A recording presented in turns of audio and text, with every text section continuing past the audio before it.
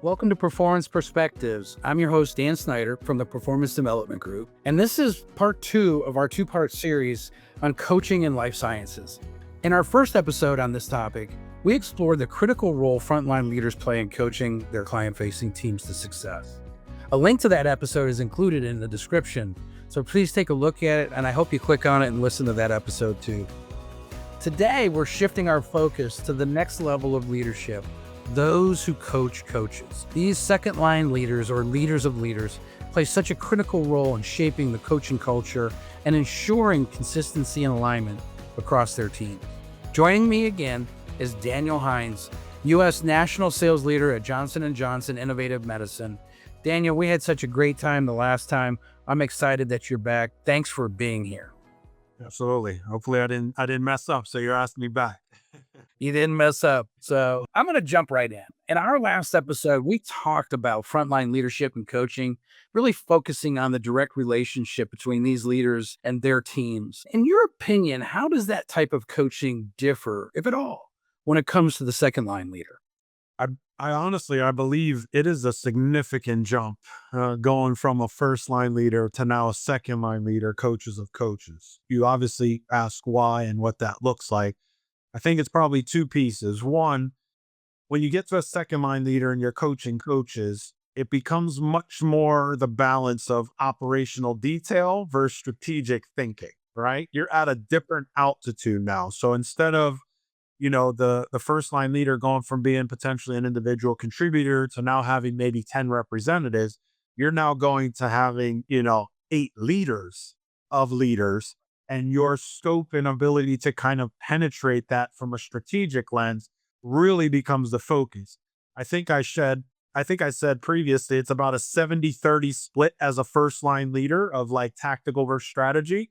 At a second line leader, I really started to think it becomes a 50-50 split. Like you have to be able to keep your head up as you're running businesses and organizations and bigger books of business and patient lives. I think the other piece is you're really focusing more on driving innovation, cross-functional collaboration. And the most important one is really your ability to understand the bigger picture. Like, where are you taking the business to, and how are you looking to do that out ahead and out in front of you? So I think those are like the fundamental differences that may not seem drastic, but I can tell you, experiencing it myself and obviously coaching folks that have evolved and gone into those roles, you ask them what's an aha, it's a very big aha once you get a chance to kind of get to that altitude. Yeah, that makes a lot of sense. So that's sort of the fundamental differences, I guess, in being in that role as a second line leader. What are maybe some fundamental differences when they're coaching a frontline leader, or are they the same of what you just described? I think they're the same. I think it's more of as a second line leader coaching a coach, I believe you refrain much more from being solution oriented, right? Because you have to be able to see that your coach can formulate the next steps, right? You're not trying to say, hey, I think this should be done. That's a bad, right? Third line leader, coaching an RBD are down, right? So at the end of the day, you have to ask the right questions, understand the situation, and really understand how much did your second line leader really understand and gather insights, right? You can't move the needle until you understand what's really happening, and really holding your tongue a little bit and not being solution oriented and throwing things out there is really an art when you start to get to these levels of leadership. Yeah, I love that notion and the way you described it. It made me think that they're almost clearing a pathway and then enabling self-discovery so their coaches come up with the solutions, their development, and what they need to do differently for themselves. Is that fair? Absolutely. That's totally fair. And I think the other piece you could say as well is first line leaders at the end of the day, you can have a first line leader that's been in position for 10 years and didn't really experience, HR issues, compliance problems, poor performance, great performance. Or you can have a first line leader that's been in role for 12 months and has dealt with all of those things, right? It's all based on what are you dealing with and how are you dealing with it? So as a second line leader, you want to understand that your coach is ready so that if and when they see that situation again, they're prepared for it, or they can even sense that it's coming on because they can have their head on a swivel a little bit, right? So that is the art of where you want to be sitting as a second line leader, is feeling confident that that is going to happen. Because like we said before, your ability sometimes to come back around to the business, your scope is getting larger and larger, and your connectivity isn't as, present sometimes. I know we try to do it, but sometimes it's just hard to strike that balance. You need to also understand that your leader is able to kind of sense this as they go forward. Yeah, and along that same lines, as the scope is larger for a second line leader, I think you already started to go down this road. They have a multitude of responsibilities to the business, but one of them is developing the coaching skills of their frontline leaders. I'm curious, what approaches have you found to be the best at improving a frontliner from leaders' coaching ability? Yeah, I mean, it's like we said about the first line leader's ability to coach. The second line leader, I think, is equally right because at the end of the day, I believe, you shouldn't be asking or guiding or directing your team to do something that you can't do as an individual. So I know I've said it time and time again, but I'm just a firm believer of you've got to be able to demonstrate and do what good looks like. As a second line leader coaching a coach, you've got to be able to lean into that skill. You've got to be able to probe and put pieces of the puzzle together and be able to lead someone down the path of getting to a solution that ultimately you want the first line leader to come up with. You don't want it to be your solution as a second line leader. You want the first line leader to create it. And sometimes they're right there. They just need a sounding board, or they just need some type of banter or dialogue or just a different perspective because they're so close to the situation.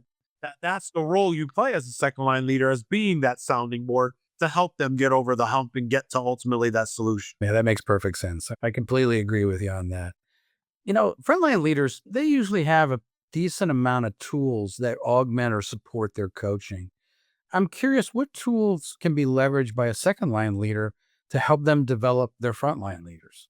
I think you might not call it a tool, but I'll throw it in here. The first one is it's making the time and capacity to do it. Because, like we said before, as a second line leader, trust me, it doesn't slow down, as you know. If anything, it can become more chaotic sometimes. There's different fire drills, right? You could be leading a region that has 80 people, 100 people, 60 people. So there's always something going on. So if you don't create the time and space to dedicate and have specific coaching sessions with your coaches, or I love to say this phrase that I know is not new, but you've got to also inspect what you expect.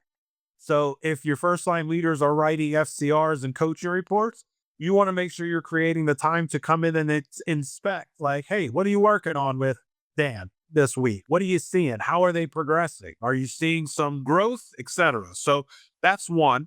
I think the other one is I've seen things time and time again, like coaching rubrics, right? So at the end of the day, a coaching rubric as a framework of what is the flow of coaching? What does it look like? What is an opener all the way to closing? And how are your folks kind of walking their direct reports through that journey? So I think leveraging a tool like a coaching rubrics. And I think last but not least, I'm a big believer in finding the connectivity between coaching and whatever learning platform you have at your disposal. So whether it's Harvard Business Reviews, whether it's, videos, whether it's executive coaches, like really finding the learning component and tying that into the coaching opportunity. As a second line leader, that very much helps you, right? Because you got to constantly sharpen that skill. It doesn't just kind of, oh, because I've done it and it's there. You've got to get your reps in as well and hear, see, and learn in that way. Yeah, so there's a little bit of ownership of seeking out some of those tools that may be available by just a little bit of research. I think that's what you're trying to convey there. Is that accurate? And I would agree with you. Although it's maybe a little bit of a bigger concept, I think time is a tool, and how they use it, how they manage it, and what they do within the time that they have allocated, if they decide to allocate it, especially developing your frontline leader to be a better coach. Absolutely. Because listen, at the end of the day, you want to be in the field. You've got meetings as a second line leader with other stakeholders. You've got marketing meetings. You got a plan for POAs. Like it's never ending. But if you don't stop, and again, like you said about the first line leader, coaching is a priority. So you have to go inspect what's going on and observe and see it for yourself. You know, a notion that you kind of threw out there on the second line leader sort of led me down this road of thinking about empowerment. And that I would think at your level, being a national leader, what have you found most effective in empowering your second line leaders to take ownership of coaching their teams and driving performance? Yes, a lot of it has to do with the types of leaders. So I have the fortunate opportunity in this role to have four direct reports. So the four individuals are all great leaders, all very different, right? So the strategies kind of look a little bit different depending on their capabilities, skill set, and experiences. I think a part of it is I think you can't coach unless you allow people to go and scrape their knee sometimes, right? Sometimes we don't even allow and let go enough and give people enough autonomy for us to coach. So at the end of the day, it is again, I know I've said it in the previous one, but I'm a firm believer you've got to let go sometimes, right? You got to let people go be great. You've got to let people go show their skills and their capabilities. You don't become a second line leader by accident. You have some type of skill sets, capabilities, etc., that you're demonstrating at a high level that you get an opportunity to really step into coaching coaches. Now, you've got to let people go show that. And as a third line leader or whatever altitude, you've got to find situations to observe them doing that, i.e., national call, giving a second line leader some opportunity to step in, right? And be present, be in the forefront, lead the room, right? Demonstrate who they are as a leader so you get a chance to see them do their thing. Again, looking for them to do success, have successes. Hey, performance management, QBRs, have them step in and be involved in some of those so you can see, hey, how are they assessing the business? How are they looking at it? I think the last piece I'd say is sometimes I'm faced with questions, situations, problems. Obviously, they're appropriate. I'll share them with some second line leaders just to get their reaction, right? Even while I'm noodling on it, I love to give them exposure to say, hey, these are the types of situation and dynamics that I'm working through. Want to give you a little bit of visibility. How do you look at this, right? And honestly, sometimes it helps me as well formulate my thinking as I'm going. So it's always leaning on each other as a resource and best practices. But listen, the last thing I'd say is I truly believe the second line leader is probably one of the best roles in most organizations. It is at such a sweet spot and altitude of you're still close to the business. You get a chance to have a hand on the business and really making an impact. And you have that nice dotted line into home office and getting visibility of kind of the strategy and what's to come. It is an awesome role, honestly, and probably one of the ones that I've had when I was a second line leader. It's the one I remember and the one that was probably most enjoyable, honestly. I agree with you. It was a fun time to be in that role. There's no doubt about it. I'm thinking through when you're really focusing in on your second line leaders and you're asking them to coach the first line leaders. How do you help them coach their frontline leaders so they can balance developing their coaching skills, but at the same time help them navigate the day-to-day challenges within their teams? Yeah, I think one way that I try to do it is I frame it this way. At the end of the day, everyone I hope that I have the chance to work with in my organization are problem solvers, not problem finders, right? So at the end of the day, I think that's a mindset of how you approach it. From a day-to-day perspective, if your energy is solely or majority based on trying to find problems or find excuses or reasons why not, that's a coaching opportunity to begin with. So I think just having the right mindset is very important around, hey, we're trying to resolve problems and situations and move the needle and improve at the end of the day. I know I said it before. I think also leveraging your ecosystem. I think what happens sometimes in sales is we feel like we've got to fix everything. That's not the case, right? Like we are as sales a cog in the machine, and there's a bunch of other folks that are around us that should be leaning in and helping march towards the same direction. but we also have to be smart enough and have good self awareness to allow that ecosystem to help, because the day to day will swallow up your time, and you really, you just get bombarded. And that's when work life balance and various things starts to get out of whack. I think the last piece I'd say is you've got to create think time. Sometimes you want to just have time to just think, just stop, pick up a book, listen to a podcast, just think, right? And clear your head. If you don't step away from the day to day, sometimes I know you and I, and we all do, you got some days that are like, whoa, like that was like back to back hours upon hours of meetings. Sometimes you just need to say time out. Like I just need to think for a second. One thing I do is in my office, I have a couple of whiteboards. So I like to whiteboard. I'm a visual learner. I like to draw out things. If there's a problem or a situation from a call or something that I'm trying to resolve or help, I like to just go on the whiteboard sometimes and just write it out and just step back and look at it. But if you don't give yourself or your leaders or whoever's around you that chance to kind of operate that way, you just stay with your head down, churning and burning. And that's just not effective as a leader, especially not as a second line leader. Yeah, no, absolutely. Couldn't agree more. Yeah, I think my think sessions, there's a little bit of smoke that comes out my ears. So I'm with you on that. What does effective feedback look like for a second line leader when they're working with their frontline leaders? Yeah. So, I mean, the feedback should always tie back and align to the individual and team objectives, right? So, at the end of the day, like you said in the previous episode, right, setting expectations, always priority. So, when you're giving feedback, how are you articulating and what is the dotted line back to those team objectives? And then I think ultimately that individual, right? Because I think what we see at the end of the day, there's some individuals, not right or wrong at all, that have aspirations and want to become CEO. There's some individuals that are like, just leave me alone. Like I'm good where I'm at. Both of those folks need coaching, need feedback, need your engagement. But obviously, how you go about it and how you provide the feedback is very different. You need to tie it to their individual aspiration. And again, understand those motivational triggers, right? Some people are motivated monetarily, some by recognition, some by their team success. And it's really just understanding what that is. Because if you miss that mark, then that feedback isn't really landing and being felt by that individual. Obviously, we don't want to be giving feedback for the heck of giving feedback for it not to stick or actually help somebody advance. So, just a couple of things that I think pop into my mind when I think about feedback and coaching in that space. Yeah. In the last episode, when we were talking about the development of the representative, one of the things that you brought up was, hey, a really good tool that can be used or system is, SMART. And everybody has heard that before, right?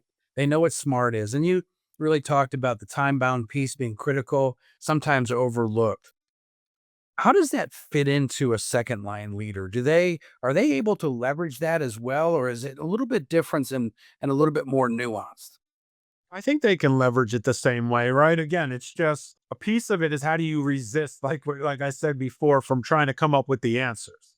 Because I think when you become a second line leader, you're not necessarily populating the smart, right? Even as a first line leader, you might not be as well. But I think the types of questions and the probing that you ask as a second line leader allows you to understand, how did somebody go about creating that smart objective? Did they have the big picture lens on, or did they just go gravitate towards the first quick option and just grab on it and go? Right? Because at the end of the day, you want to understand, yeah, I want to know how you got to your decision, but I also need to understand as a second line leader, how did you go about the process of getting to that decision? Because I think equally important is knowing what options you didn't choose, or why didn't you coach a situation this way, right? Again, you've got to make choices, but it's not, hey, just grab the first thing that comes to mind and go with it. That's not effective coaching. You need to kind of really be thinking about and planning and getting things in place that way. So I think it's the same, but it changes a little bit just to kind of get that broader scope. That again makes just a lot of sense, Daniel. So thanks for sharing that. I think one of the challenges that I've seen, and I don't know what your experience has been, and that is that as a second line leader, You're a lot closer to the company goals than maybe a frontline leader. Frontline leaders can become myopic and really focus in on their book of business, their geography, their people. What have you seen work well, or some tips for second line leaders on how they can provide frontline leaders coaching that's aligned to the broader company goals and objectives? Yeah, a part of it, I would hope it should be an easy thing. And the reason I say that is because at the beginning of every year, I'm assuming most organizations, whatever they call it, but it can be something along the lines of GNOs, right? Goals and objectives. So for the most part, 2025, we would have all aligned on what are the goals and objectives for the brand, the team, and then kind of cascade from down there, right?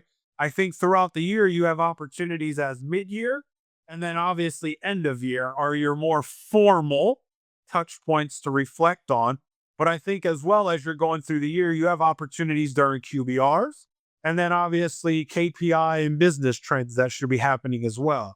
So I just feel like tying and aligning things back to the company goals, they should be happening at those points. And if they're not, well, then that's a look in the mirror opportunity, because if somebody isn't looking at what the goals are and how we're trending to them until mid-year, well, you miss 6 months of opportunity to hopefully influence it. So a little bit of it to me just feels like those goals and objectives at the front end, if they're the right ones and everyone is aligned, it should be pretty easy trying to keep those in the forefront and keep that really front of mind for folks. Yeah, so I guess what you're saying is there are plenty of opportunities to do this alignment to the company goals and objectives. It's whether or not you're conscious of it and you prioritize it when those opportunities come up. 1,000%, right? You have to be proactive with it, right? I don't know a first line or a second line or even an NSD out there that's like, hey, I just have time to do random things. No, you've got to lean in and make sure you're focused on the pieces that you believe are truly going to move the needle and ultimately meet those company and individual goals along the way. Daniel, I don't know about you, but I had experiences in the past where as a national leader or as a second line leader, if what I conveyed didn't seem important, whatever it was, and we'll talk about coaching since this is our topic today. If I didn't convey that that was important, then it was very easy for the frontline leaders to think, well, coaching isn't that important.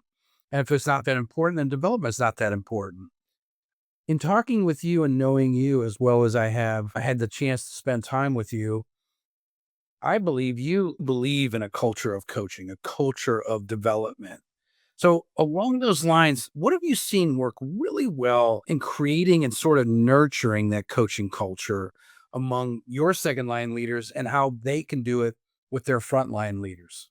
Yeah, and we've had an opportunity to work together, and obviously, I won't get into all of the details, but you know how passionate I am about it. I think I'm a firm believer. At the end of the day, it all starts at the top with topics like this. If you don't have a coaching culture or a learning culture, it's going to be very hard to implement it downward in your organization. So I know, and I quickly realized, and through my experiences, right, I've had time in learning and performance and training and these various things. So I can see the value of it and I can see what it yields when you really are disciplined and stick to it. So for me, it was a little bit easy personally, is because there's no swaying away from coaching, right? And I think the opportunity for us to work with PDG and the relationship that we've been able to build and really drive some impact within the organization and my team, I do think it starts with me. I do feel my second line leaders directly see me leading by example. I'm getting coached. I'm having sessions. I'm doing the activities and the exercise. I'm not just standing in the background watching everyone else. So I think pulling up a seat and sitting at the table with my leaders and really being that partner and going on the journey with them, I think just creates that togetherness and really gives that sense of urgency. I'd say the other piece is I'm also a firm believer in sharing.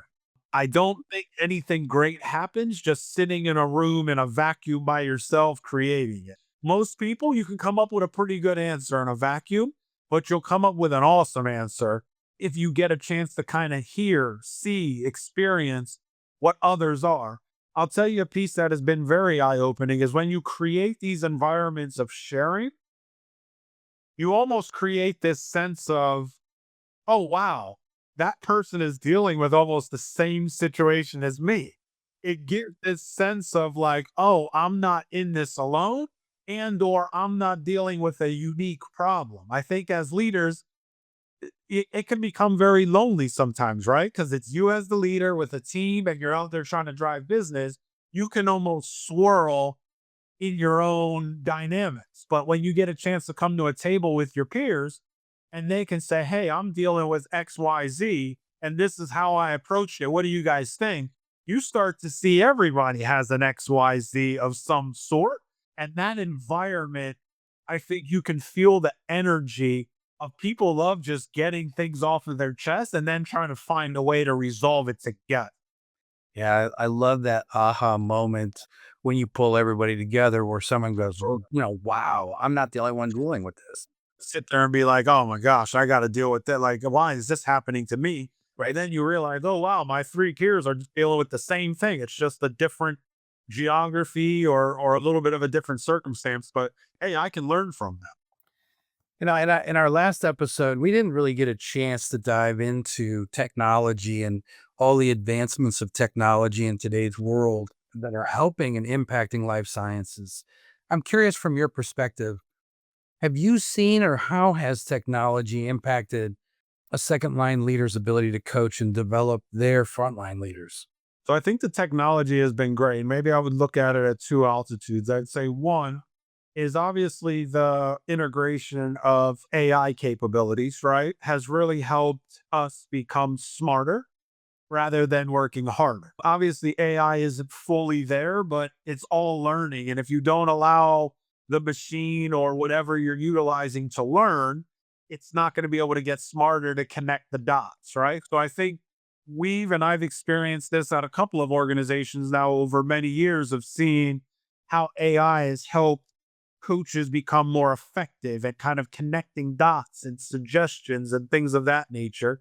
I think the other part is like working with organizations like PDG, the performance matrix that, we have the chance to work on there. It's giving ourselves a technology that is giving a visual around what's probably in our heads, but being able to put it into a tool to see it and then respond on how do we want to address this visual or this reality. So I think there's a lot of different things going on. I think the piece to also be careful about is there is so much technology and data and et cetera. You've got to be careful as a second line leader. And honestly, even as a first line leader, you can get into analysis paralysis. And I think I'm a firm believer that data is one of those things that you can look at it long enough and it can tell you whatever your heart desires if you look at it long enough. So you've got to know when to draw the line in the sand and be disciplined around what are you looking for? When is it beneficial? And when does it become too much that now it just gets you in a swirl? But I think technologies like AI and like things like performance matrix, different learning models, et cetera, have been a tremendous improvement for coaches at all altitude to get better. Daniel, you've had an incredible career. I would say a very, very great journey. And you've shared a lot of that in between these two episodes. If you reflect back on that, is there anything that you haven't shared so far? What coaching strategies have worked best for you when you're developing other leaders?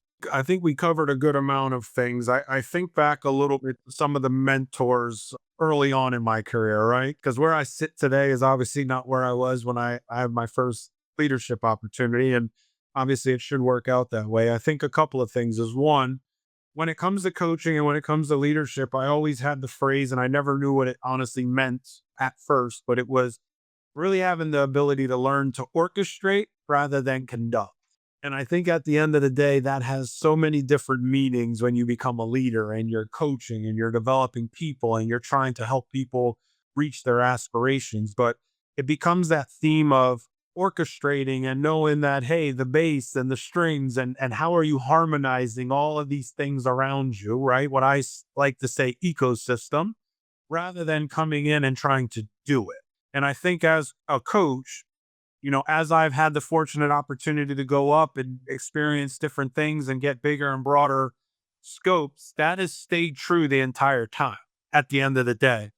I think the other piece is I've learned to very much appreciate, because a little bit of a gap that I feel I've observed in life sciences or just, leadership roles to begin with when it comes to talent is it feels like a lot of folks love to seek and find the easy plug and play talent, right? Everybody wants to go find LeBron James, right? We all want LeBron James. Get him, put him on your team. Now you're in the championship. But the realities of doing that aren't high. So it's how do you appreciate finding the diamond in the rough, finding the Dan Snyder, finding the Dan Hinds early in their career that are open, want to learn, want to listen, want to get better, but you've also got to meet that energy with the right amount of coaching and going along that path. So I think for me, I've very much learned to appreciate and honestly thrive on developing talent. Because as a leader, once you start to get to second line and above, again, you're not responsible, you're accountable. And the only way you're accountable is going to be through your people. So I do think that you've got to have a passion and a very fond energy of developing talent. And that is not easier said than done, but it has to be something in a way that you're wired. Yeah, that makes a lot of sense. I think one of the things that I found is sometimes when frontline leaders or people that come from the home office get into the role of the second line leader, there is a little bit of a notion that I've arrived, right? Here I am. And he even said it's one of the more fun positions in an organization. And so maybe there's this thought process that my life has gotten a little bit easier. But the reality is it hasn't. It's just become more complex. I'm wondering, is one of your final thoughts, is there a lesson that you have learned or maybe some pearl of wisdom that you feel might be helpful for any second line leaders listening to our discussion? Yeah, I love the example you gave of sometimes folks transitioning into some of these leader roles. I would say it this way: a learning that I've had and I've been able to experience and now observe. First line leader sales roles are some of the hardest roles in organizations. Like they are hard roles, and everyone's not cut out for it. Everyone thinks they are, but in most situations, they only see what's on the surface, right? First line leaders, hey, you got a sales team, you get to do this, this, and this, but they don't see the tough times that are in the background, right?